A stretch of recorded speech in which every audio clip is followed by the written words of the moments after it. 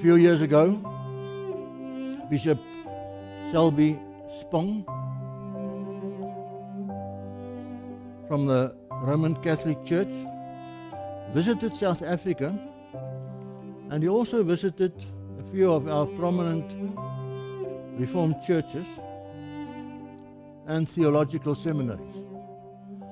The book that was promoted at that stage was one of his books, Resurrection, Myth or Reality? Now in this book, the following statements appear. The resurrection of Jesus was a spiritual resurrection. It's got nothing to do with a physical body. There was no physical body at that tomb. Now, if that is your way of reading the Bible, then you need to explain the appearances of Jesus after the resurrection. For in other words, Jesus only rises up in the mind of his followers.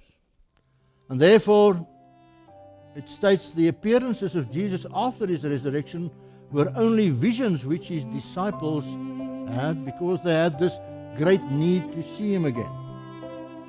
Then also this statement, the virgin birth of Jesus did not take place as the Bible describes it.